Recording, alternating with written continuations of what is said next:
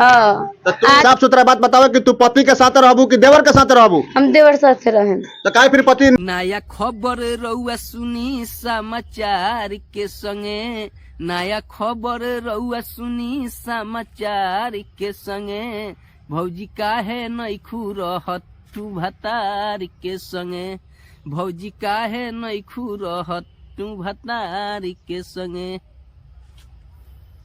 रे करानवा भइल केतना बदनामी, असली तू औरत नइखू लागेलू हरामी।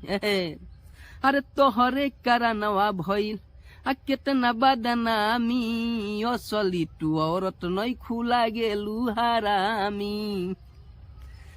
तू तो इज्जत लुटौलू हो बाजार के संगे, तू तो इज्जत के लुटा देलू बाजार के संगे, गोरिया काहे नइखू रहत तू भतार के संगे, गोरिया काहे नइखू रहत तू भतार के संगे, बोल काहे नइखू रहत तू भतार के संगे। बारू देवर से भुलाइल तू प्यार के संगे, बारू देवरे पलो भाइल तू प्यार के संगे, गोरिया काहे नइखू रहत तू भतार के संगे, बोल काहे नइखू रहत तू भतार के संगे।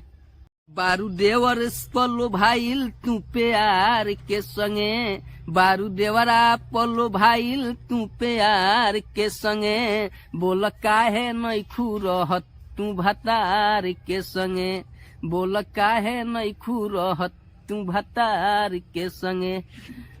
ना लागे अब तू गिनैबू हो फिलार के संगे, लागे अब तू गिनैबू हो छिनार के संगे, बोल काहे नइखू रहत तू भतार के संगे, बोल काहे नइखू रहत तू भतार के संगे, बोल काहे नइखू। कौन कमी कइले बारे तहार दुल्हा राजा, देवरे के संगे कादू मार तारू माजा।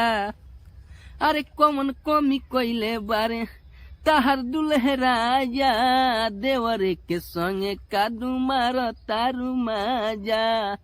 लागे इज्जत गवैबू तू बाजार के संगे, लागे इज्जत नहीं अब गवैबू तू बाजार के संगे, बोल काहे नइखू रहत तू भतार के संगे, बोल काहे नइखू रहत तू भतार के संगे।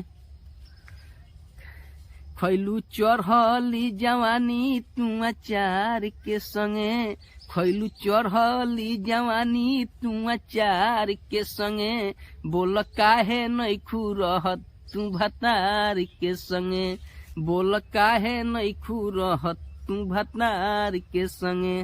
रह जाए अब से भतार पर, देवरों से मजा मिली भतरों से, आ सतुआ पर मजा मिली अचरों से।